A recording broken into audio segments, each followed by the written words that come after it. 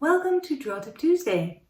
Let's talk about foreshortening, which is what happens when you see something in perspective, like so. My hand is super big right now in proportion to my face, and that's because it's closer to you.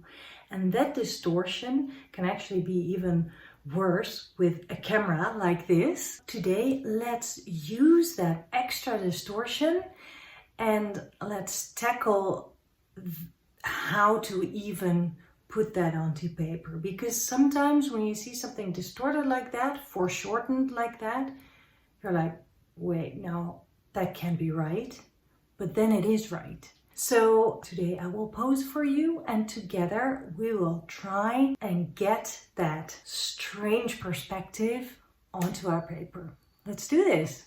Okay, so I am starting with the feet, and they are closest to the camera, and I think that makes most sense to actually start there, because that will give you a lot of reference points, because everything else is sort of behind that in terms of perspective. So I'm trying to figure out sort of what is what, but these are just the toes that I'm now drawing. It's that purple part of my stripy socks. And from there on, I am just going to see if I can find the right shape. And for that, I'm looking for the negative space that is between my foot and the leg of the chair. And that is very helpful because that gives me a lot of visual stuff to hold on to, basically. From there on, I can sort of confidently start drawing the leg of my pants. But I'm not sure how wide I should draw it, so I'm going back to my socks. Looking at the stripes will actually give me a lot of sense of shape. Like with a continuous line drawing, I'm just following the lines that I see, the shapes that I see, and then try to follow my eyes with my pencil. And now I actually have enough information to finish the shape of that pant leg there, at least the bottom of it, the folded part. I want to also draw the other foot, and I can actually make use of that negative space. You see a little bit of the bottom of the chair and then part of the background, that white sort of triangle. And from here on, I can actually finish the shape of that foot again by using the stripes of the sock. And I'm adding a little bit of shading just to give me a bit of a sense what is what. And to be honest, I actually think that is also a form of procrastination. But maybe this way I am charging myself up for the next piece of the puzzle. I'm just really moving very slowly, and I'm not looking at the whole, I'm just looking at this really small part, so that I'm not distracted by if it's going to make sense. I'm just looking at negative spaces and also at dark spaces. I don't even need to know what kind of dark space it is, if it's a shadow or if it's a dark stripe of the sock. I see a dark space and I'll draw that. Again, I can take a good look at the negative space, and that gives me sort of a framing for the second and also for the third leg of the chair. You can't even see the fourth leg of the chair. My legs are overlapping that. So I'm kind of building this up, just going bit by bit, piece by piece. Here, for example, I can check if I'm at the right place. If I look at the photo, I can sort of draw a plumb line, imaginary, and then I see that that knuckle is right above that big toe. That helps a lot. So I know that I placed that shape of the hand in the right position. It's not too much to the left or right. And now I can just add more detail. Don't go into all the detail right away. Once you know a shape is in the right place, then you can leave it for a little bit and work on, the next thing, so that you know that you're not overworking one part while a whole part of your drawing isn't even done yet. Trying to slowly just work my way towards the knee, and then from there on I can finish that shape of the shin. Negative space again, the dark blue of the sleeve of my sweater there. And then there's that little triangle of white that is also a negative space. By adding that little triangle, I have drawn my upper leg.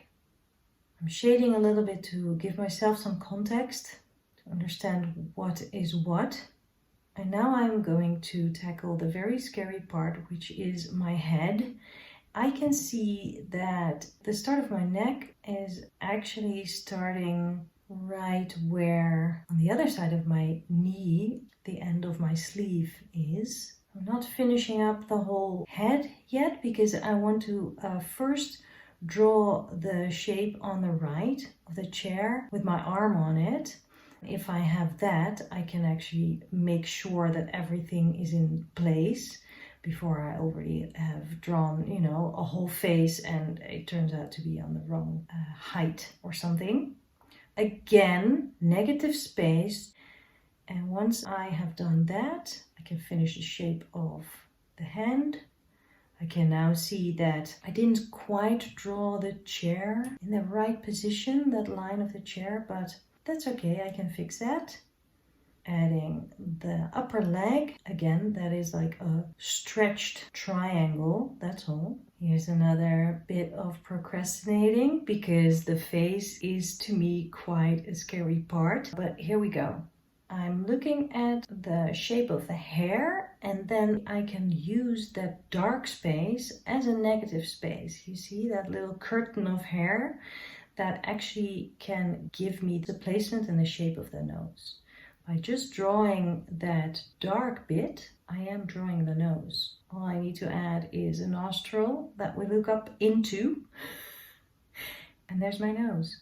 The eyebrow, I'm looking at where the hair is and also again negative space that I see between the hair and the eyebrow. And then I can also do that for the eye. Just a little bit of shading, not too much because we don't need it.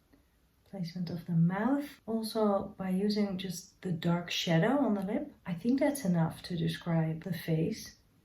It looks a little bit turtleish, I think, because it's such a small head in comparison to the legs.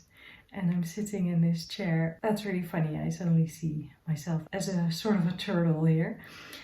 But anyway, that is the strange thing about foreshortening. The head is so small. Look at the head in comparison to the feet. It can't be right, but it is. And this is really one of the things that is so important when you are drawing from life. You have to trust your eyes because you might think that something should be looking a certain way, but if you really look at it, you can actually see that things are different. And of course, with a photo like this, taken with a wide angle, everything is extra distorted. But I think that's really fun. I mean, it's a benefit.